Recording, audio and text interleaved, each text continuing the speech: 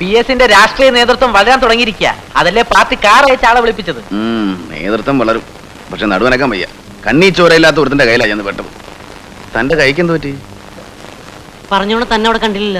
എന്നെ എങ്ങനെ കാണും? ഞാൻ ഒരു പോലീസുകാരന്റെ ബൂട്ട്സിന്റെ അടി കിടക്കല്ലായിരുന്നോ? PS-നെ തല്ലാൻ വന്ന ഒരു പോലീസുകാരന്റെ കുരളക്ക് ഞാൻ കയറി പിടിച്ചു. അല്ലെ അടി തലക്കൊണ്ടേനെ. ചെല്ല് മോളിലോട്ട്, എല്ലാരും കാത്തിരിക്കുക. അയ്യോ,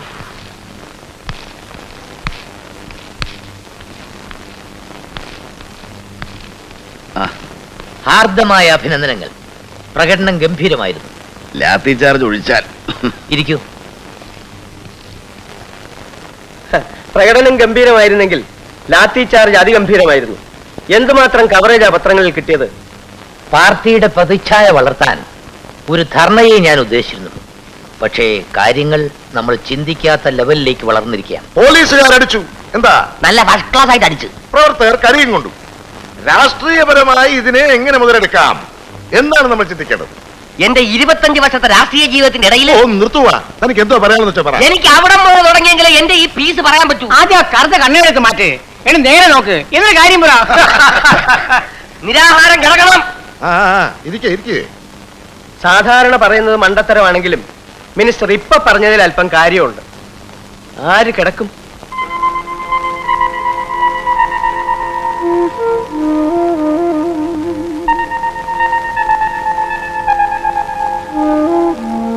എന്റെ അഭിപ്രായം നിങ്ങൾ മാനിക്കുമെങ്കിൽ PS തന്നെ കിടക്കണം. നീലകണ്ഠം പറഞ്ഞത് പോയിന്റാണ്. പാർട്ടി നേതൃത്വം യുവജന വിഭാഗത്തിന് അർഹിക്കുന്ന സ്ഥാനം കൊടുക്കുന്നില്ല എന്നൊരു ആരോപണം വ്യാപകമായിട്ടുണ്ട്. പ്രസിഡന്റ് എന്ന നിലയിൽ ഞാനത് തിരുത്തുകയാണ്. യുവജനങ്ങളുടെ പ്രിയങ്കരനായ PS ആണ് നിരാഹാരവ്രതം കിടക്കാൻ ഏറ്റവും പറ്റിയ ആൾ. എന്തു പറയുന്നു? പാർട്ടി പറയുന്ന പോലെ.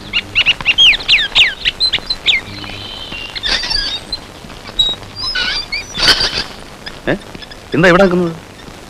ഇതെന്റെ വീടല്ലല്ലോ. ഈ മാസം വാടക കൊടുത്തതാണല്ലോ. വാടക കൊടുത്തോണ്ടായോ? ഇത് എന്റെ വീടാണെങ്കിൽ ഞാൻ പറയുന്നതിന് എന്തെങ്കിലും വില വേണ്ടേ? സുഖേട്ടൻ എന്നോട് ചോദിക്കാൻ നിരാഹാരം കിടക്കാൻ ആരാ പറഞ്ഞത്? പ്രശ്നങ്ങളോടുള്ള വാവയുടെ വികാരപരമായ സമീപനം മാറ്റണം. ഇരുമ്പഴികൾക്കുള്ളിൽ കിടന്ന നെൽസൺ മണ്ടേലയ്ക്ക് വേണ്ടി ഭാര്യ വിന്നി മണ്ടേല 27 വർഷം കാത്തിരുന്നു. അത് വെച്ച് പോകുമ്പോൾ നീ എന്താനുഭവിച്ചു? നിസ്സാരമല്ലേ ഇതൊക്കെ? പാർട്ടിയിൽ എത്ര പ്രവർത്തകരുണ്ട്? എന്താ PS-നെ തന്നെ തിരഞ്ഞെടുത്തത്? പട്ടിണി കിടക്കാൻ വേറെ ആരും കിട്ടാത്തോണ്ട് അല്ല, എന്നെ തന്നെ തിരഞ്ഞെടുത്തതിൽ പാർട്ടിക്ക് എന്തോ ഉദ്ദേശമുണ്ട്. പാർട്ടിയിൽ ക്ലീൻ ഇമേജുള്ള ഒറ്റ വ്യക്തി ഞാനാ.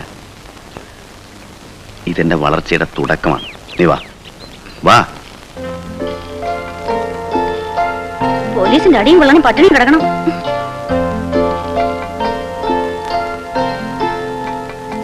ഉണ്ണി എവിടെ പോയി? ഇപ്പോഴെങ്കിലും ചോദിക്കാൻ തോന്നിയല്ലോ. പപ്പയുടെ മോനല്ലേ? സ്കൂളിൽ നിന്നൊന്നും ബാഗ് എടുത്ത് എറിഞ്ഞതേ കളിക്കാനും പോയി.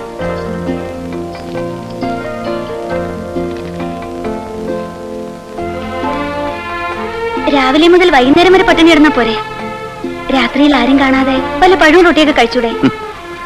2-3 ദിവസം പട്ടിണി കിടന്നാൽ ചത്തുപോകായിരുന്നെങ്കിൽ ഇന്ത്യയിലെ ജനസംഖ്യ എന്നേ പാതിയായനെ. എന്റെ ഓർമ്മ ശരിയാണെങ്കിൽ നമ്മുടെ നാട്ടിൽ 60% ആളുകളും ഇന്നും ദാരിദ്ര്യരേഖയ്ക്ക് താഴെ. മതി. ഞങ്ങൾ ആരും കാണാത്തൊരു രേഖ, ദാരിദ്ര്യരേഖ.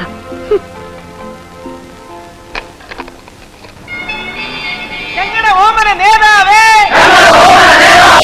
വീരനയോടെ നയിച്ചോളൂ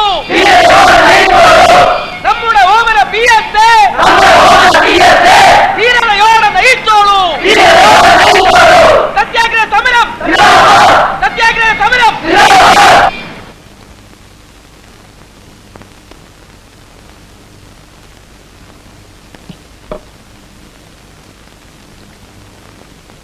മമ്മി, എന്തിനാ പാപ്പ റോഡിൽ കിടക്കുന്നേ?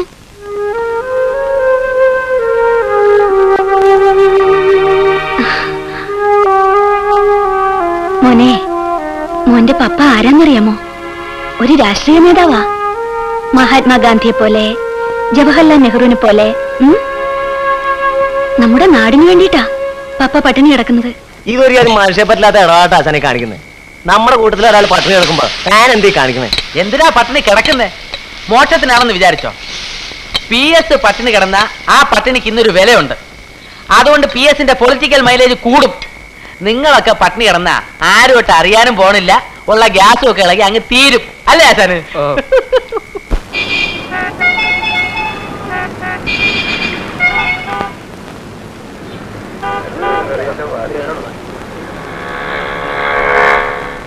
നിരാഹാരം കഴിഞ്ഞ് അവര് തിരിച്ചു വരുമ്പോ ആവേശം കൂടും.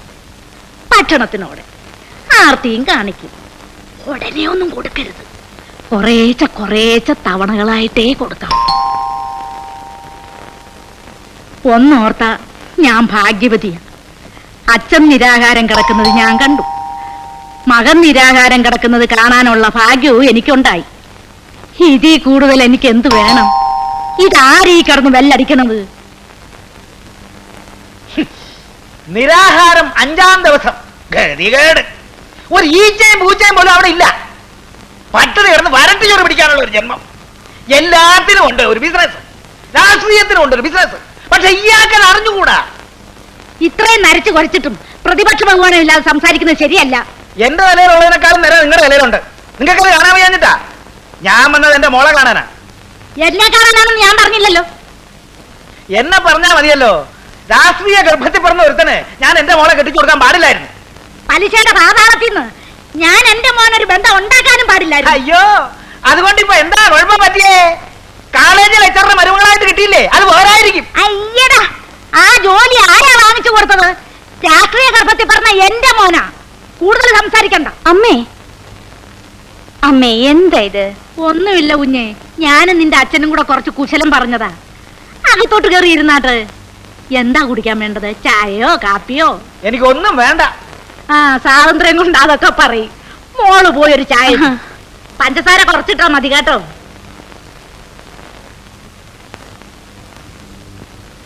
എനിക്ക് നിങ്ങളുടെ പ്രയാസം മനസ്സിലാക്കാൻ പറ്റും. അവൻ ഒന്നുകൂടി തെളിയാൻ കുറച്ചുകൂടെ സമയം എടുക്കേണ്ടി വരും. അവന്റെ അച്ഛനും ഇങ്ങനെ തന്നായിരുന്നു. അല്ല, എനിക്ക് മനസ്സിലാക്കാൻ വയ്യാത്തതായിട്ട് ഒന്നേ ഉള്ളൂ ഭാഗീരഥി അമ്മേ. നിങ്ങളുടെ മകൻ ഇതുവരെ എന്ത് നേടി? എന്തായാലും നേടിയെന്ന ഞാൻ നേടും. ലാത്തി ചാർജിനെ പറ്റി അന്വേഷണം നടത്തിയത് കൊണ്ട് മാത്രം പാർട്ടിക്ക് തൃപ്തിയില്ല. ആഭ്യന്തരമന്ത്രി കസേര ഒഴിയുന്നത് വരെ PS നിരാഹാരം കിടക്കണമെന്നാ പാർട്ടിയുടെ തീരുമാനം. അതാണ് ഞാൻ നേടിയത്. ലവ ഇറങ്ങണം. PS നിരാഹാരം ഇങ്ങനെ നീട്ടിക്കൊണ്ടുപോകുന്ന ബുദ്ധിയല്ല. ഇന്ന് 5-ാം ദിവസമാണ്. അവർ വഴങ്ങുന്ന മട്ടുമില്ല.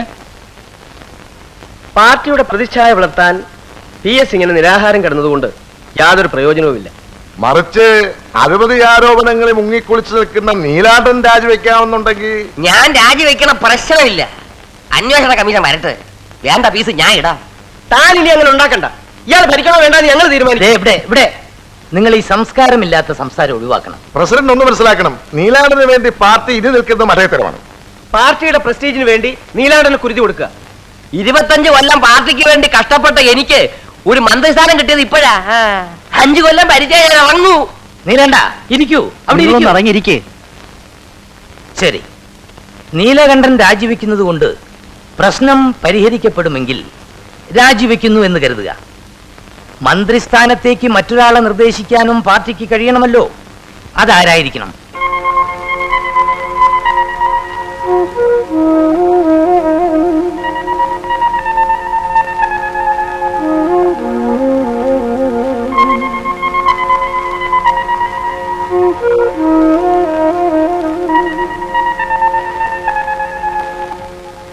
എന്നെ സംബന്ധിച്ചിടത്തോളം എനിക്ക് മന്ത്രിയാകണമെന്നുള്ള ആഗ്രഹമില്ല. പക്ഷേ കാലാകാലമായി അവഗണന അനുഭവിക്കുന്ന എന്റെ സമുദായത്തിന് വേണ്ടി വേണമെങ്കിൽ ആ ഭാരം ഞാൻ ചുമക്കാം. ഭാരം ചുമക്കാവുന്നു? അങ്ങനെ സമുദായത്തിന്റെ പേരും പറഞ്ഞ് മുതലെടുക്കാൻ നോക്കണ്ട. ചാക്കോച്ച, നമ്മുടേത് ഒരു മതേതര രാഷ്ട്രമാണ്. കഴിഞ്ഞ 6 അസംബ്ലികളിൽ തുടർച്ചയായി നിന്ന് മത്സരിച്ച് ജയിച്ച ഒരേ ഒരാൾ ഞാൻ മാത്രമാണ്. എന്റെ നിയോജക മണ്ഡലത്തിൽ ഒരു മന്ത്രിയെ കിട്ടുക എന്ന് പറയുന്നത് അവരുടെ അഭിമാനത്തിന്റെ പ്രശ്നമാണ്. അല്ലാതെ എനിക്ക് മന്ത്രിയൊന്നും ആകണ്ടേ. പക്ഷേ എന്റെ നിയോജക മണ്ഡലത്തിന്റെ അന്തസ്സ് പാലിക്കാനെങ്കിലും തൽക്കാലം എനിക്കൊരു മന്ത്രിയായേ പറ്റൂ. ആ അന്തസ്സിനോട് എനിക്ക് യോജിപ്പില്ല. ആ അവഗണനയോട് എനിക്ക് യോജിപ്പില്ല. Silence, silence. നിങ്ങളൊന്ന് ഇരുന്ന് സംസാരിക്കണം.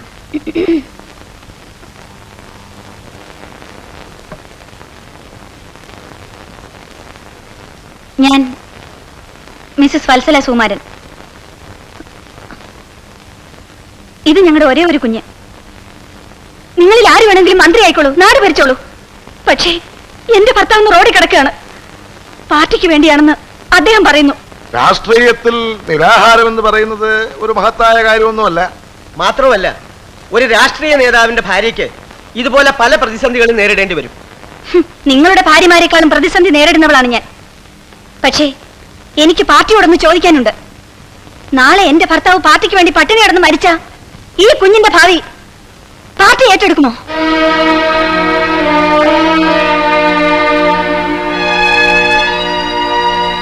ഞങ്ങൾ കാര്യമായി പരിഗണിക്കാം. പരിഗണിക്കാം. ഈ വാക്ക് ഞാൻ എന്റെ ഭർത്താവിന്റെ വായിൽ നിന്ന് ദിവസം കേൾക്കുന്നതാണ്. പരിഗണിച്ചാ പോരാ, എനിക്ക് വ്യക്തമായ ഉത്തരം കിട്ടണം. എനിക്ക് വേണ്ടി പോലും എന്റെ സുഖേട്ടൻ ഒരു നേരത്തെ ഭക്ഷണം ഉപേക്ഷിക്കാറില്ല. പക്ഷെ പാർട്ടിക്ക് വേണ്ടി അദ്ദേഹം കഴിഞ്ഞ 5 ദിവസമായി റോഡിൽ പട്ടിണി കിടക്കാണ്. സാർ, ഞാൻ സാറിന്റെ മകളാണെന്ന് കരുതുക. ഈ കുഞ്ഞ് സാറിന്റെ മകളുടെ കുഞ്ഞാണെന്ന് കരുതുക. എങ്കിൽ സാറിന് ഇത്ര ലാഘവമായി സംസാരിക്കാൻ കഴിയുമോ?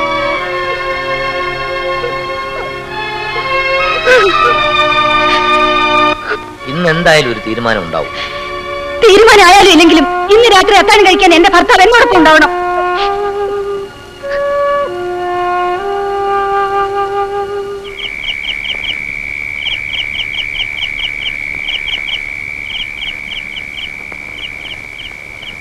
പപ്പ ഇന്നലെ ആഹാരം കഴിച്ചില്ലേ? ഇല്ല. മിനിഞ്ഞാന്നോ? ഇല്ല. എത്ര ദിവസമായി ആഹാരം കഴിച്ചിട്ട്? 4-5 ദിവസമായി. പപ്പാക്ക് വിശക്കുന്നില്ലേ? പപ്പായ്ക്ക് വിശക്കുന്ന മമ്മിയോട് ചോറെടുക്കാൻ പറ. മമ്മി, പപ്പാക്ക് ചോറ്. നിനക്ക് പഠിക്കാനൊന്നുമില്ലേ? ചെല്ല്. ഈ മമ്മി എപ്പോഴും ഇങ്ങനെ. ഇതെന്താ ഇത്? ചോറ്. ആർക്ക്? സുഹൃത്തിന്. എനിക്ക് നല്ല വിശപ്പുണ്ട്. അറിയാം. ഇന്നെല്ലാം കുറച്ച് കഴിച്ചാൽ മതി. സുഹേട്ടന്റെ അമ്മ പറഞ്ഞു, അച്ഛൻ നിരാഹാരം കഴിഞ്ഞ് വീട്ടിൽ വരുമ്പോ എല്ലാം ഇൻസ്റ്റാൾമെന്റ് ആയിട്ടേ കൊടുക്കാറുള്ളൂ, അല്ലെങ്കിൽ ആവേശം വരും അത്രേ.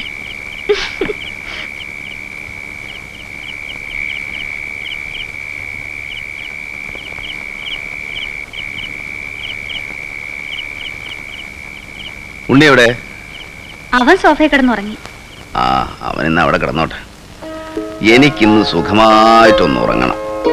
4-5 ദിവസത്തെ ഉറക്കം ബാക്കിയുണ്ട്. താരാട്ട് പാടണോ?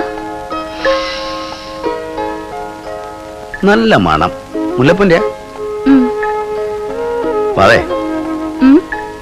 എനിക്ക് നിന്റെ അടുത്ത് കിടന്ന് ശീലമായി പോയതുകൊണ്ടേ ആ. നിരാഹാരം കിടന്നപ്പോഴും ഉറക്കത്തിൽ എന്റെ കൈ അറിയാതെ ഇങ്ങനെ തപ്പി തപ്പി പോകും. ദേ കൈമാറ്റിക്കേ. 4-5 ദിവസമായി പട്ടിണി കിടന്ന് ആകെ ക്ഷീണിച്ചിരിക്കുക. ആ, പട്ടിണി കിടന്നുകൊണ്ടാണ്. അതല്ല, സുഖേട്ടന് ആരോഗ്യം നോക്കണം. അതുകളാ, ഒരു രാജ്യം ഭരിക്കാനുള്ള ആരോഗ്യം തൽക്കാലം എനിക്കുണ്ട്. അങ്ങനെ ഇപ്പൊ ഭരിക്കണ്ട. ശ്ശോ. വളരെ ഈ സ്വഭാവം എനിക്ക് ഇഷ്ടപ്പെടാത്തത്. 5 ദിവസം കഴിഞ്ഞ് വീട്ടിൽ വരുന്നവനാ ഞാൻ. എനിക്ക് പ്രകോപനം ഉണ്ടാക്കുന്ന രീതിയിൽ എനിക്ക് ഇഷ്ടപ്പെട്ട വേഷം ഇടുക, തലയിൽ മുല്ലപ്പൂ ചൂടുക, താരാട്ട് പാടാമെന്ന് പറയാ. പിന്നെ ഞാൻ എന്താ മനസ്സിലാക്കേണ്ടത്? അല്ലെങ്കിൽ നയം നേരത്തെ വ്യക്തമാക്കിയിരിക്കണം.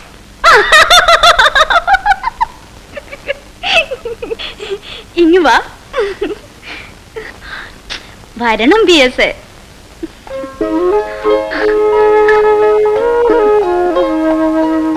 ചുമ്മാ പട്ടിണി കിടന്ന് ആരോഗ്യം കളഞ്ഞിട്ട് സുഖേട്ടന് എന്താ പ്രയോജനം?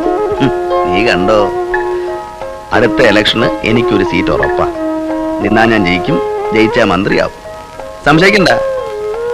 അങ്ങനെ ഒരു നല്ല കാലം കൂടെ പാവം ചിന്തിച്ചു നോക്ക്.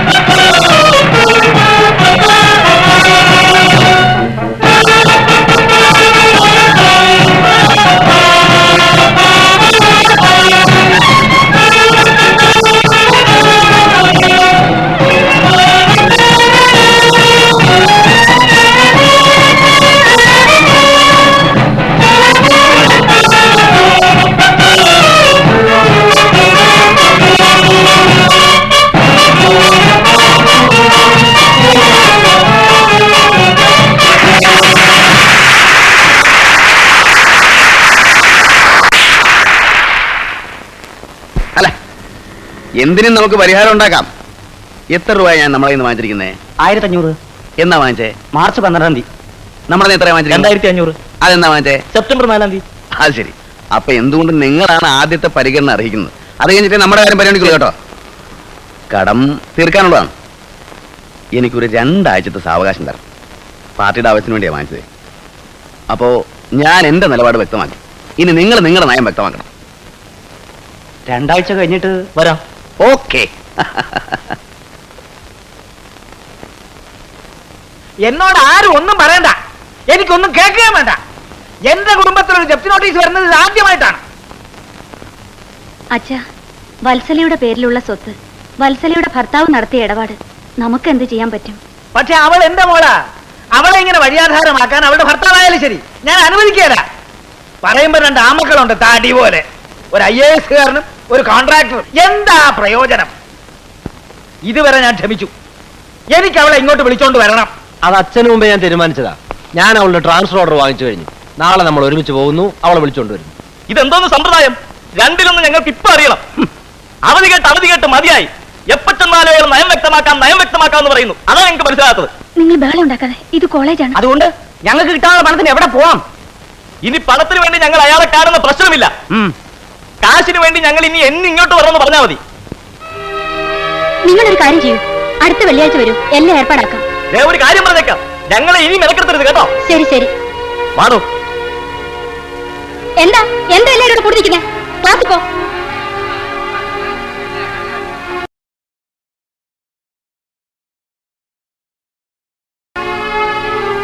ആകെ നാണക്കേടായി. ഇതിൽ ഞാൻ വത്സലയെ കുറ്റപ്പെടുത്തും. ഭർത്താവിനെ പറഞ്ഞ് മനസ്സിലാക്കണം. എത്രയെന്ന് വെച്ചാ പറഞ്ഞ് മനസ്സിലാക്ക. കൊച്ചുകുട്ടിയൊന്നും അല്ലല്ലോ.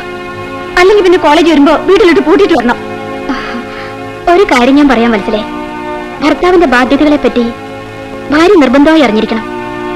വത്സലയുടെ ഹസ്ബൻഡ് രാഷ്ട്രീയത്തിന്റെ പേരും പറഞ്ഞ് നാട് മുഴുവൻ കടം വാങ്ങിക്കുക. എന്താ ഇതിനൊക്കെ അർത്ഥം?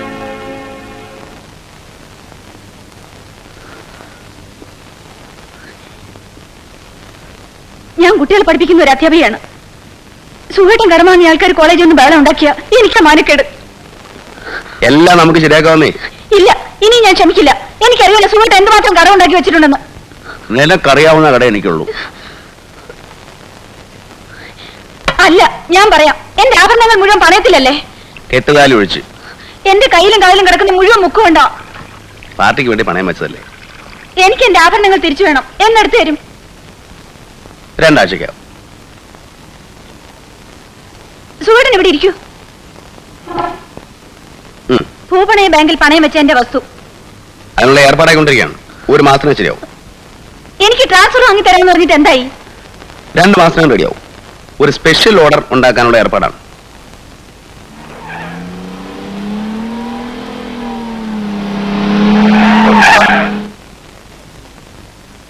Mrs. Valsala Sukumaran will be transferred from Thiruvananthapuram to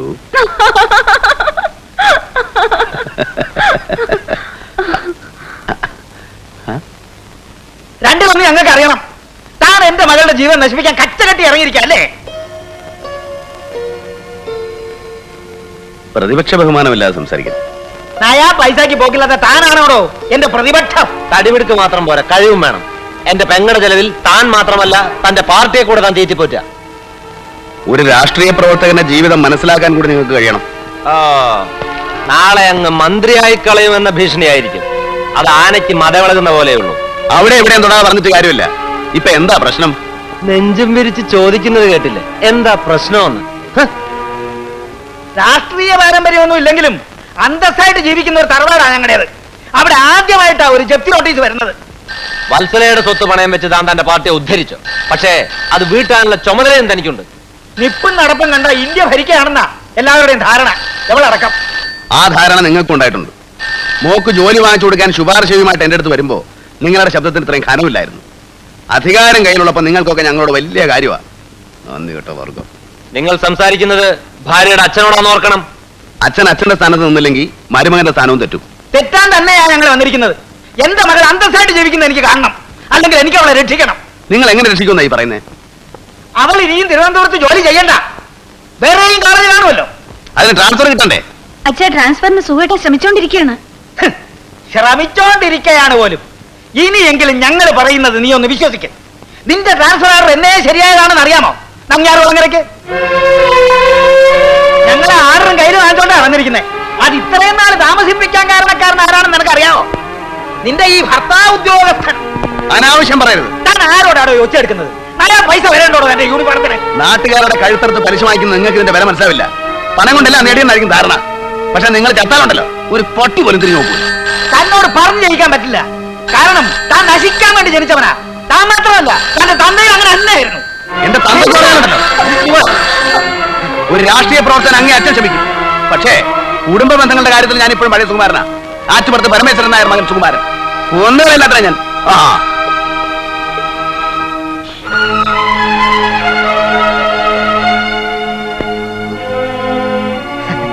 അച്ഛന് സന്തോഷമായി മോളെ. എനിക്കിത് വരണം. എന്റെ മകളുടെ വീടാണെന്ന് കരുതിയാണ് ഞാൻ ഇവിടെ കയറി വന്നത്. ഇതൊരു പാർട്ടി ഓഫീസാണെന്ന് എനിക്കിപ്പോഴാണ് മനസ്സിലായത്. മുങ്ങിത്താഴുന്ന ഒരു കപ്പലിലാണ് നീ. രക്ഷിക്കാൻ വന്നവരാണ് ഞങ്ങൾ. ഇതാ നിന്റെ ട്രാൻസ്ഫർ ഓർഡർ. 12-ാം തീയതിക്ക് മുമ്പ് ജോയിൻ ചെയ്യണം. പക്ഷെ ഇനി ഒരു നിമിഷം ഞങ്ങൾ ഇവിടെ നിൽക്കില്ല. ഒരു തീരുമാനം നീ ഇപ്പൊ തന്നെ എടുക്കണം. വരുന്നുണ്ടെങ്കിൽ ഇപ്പൊ ഞങ്ങളോടൊപ്പം ഇറങ്ങണം. ഞങ്ങൾ വണ്ടിയിൽ വെയിറ്റ് ചെയ്യും. വരാ.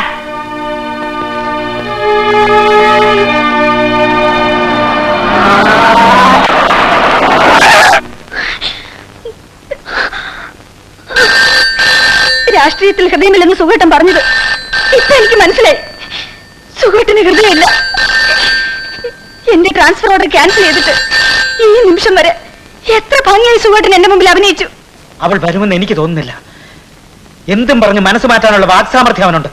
ഞാൻ ചെയ്ത എല്ലാം ശരിയാണെന്ന് ഞാൻ പറയുന്നില്ല. പക്ഷേ മാവ എന്നെ മനസ്സിലാക്കണം. വേണ്ട, എന്റെ ഭാഗത്തൊന്നും ചിന്തിച്ചൂടെ? ലോകം മുഴുവൻ ഭരിക്കാൻ എനിക്ക് കഴിയും. പക്ഷേ വീട്ടിലെത്തുമ്പോ എന്റെ ഭാവ വേണം. അത് സുഖേട്ടന്റെ സ്വാർത്ഥതയാണ്. പക്ഷെ എനിക്കൊരു കുഞ്ഞുണ്ട്. എനിക്കല്ല, നമുക്ക് എന്നല്ലേ നീ പറയാറ്? പക്ഷെ തൽക്കാലം ആ കുഞ്ഞ് എന്റേത് മാത്രമായിരിക്കാണ്. സുഖേട്ടന് ഞാൻ പ്രശ്നമല്ല, എന്റെ കുഞ്ഞും പ്രശ്നമല്ല. ഈ ഇട്ടിരിക്കുന്ന വെള്ള വസ്ത്രത്തിന്റെ വൃത്തി ശുദ്ധി മാത്രമേ പ്രശ്നമുള്ളൂ. എന്റെ കുഞ്ഞിന്റെ ഭാവിക്ക് വേണ്ടിയെങ്കിലും എനിക്ക് പോയേ പറ്റൂ.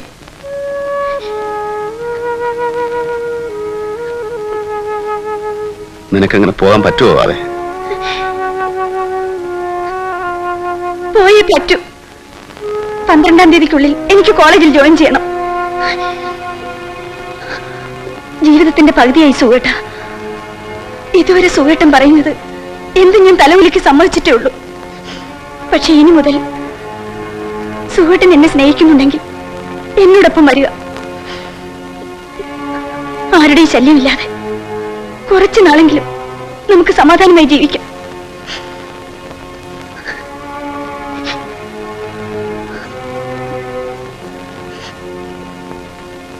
പാവ പോയിക്കോളൂ.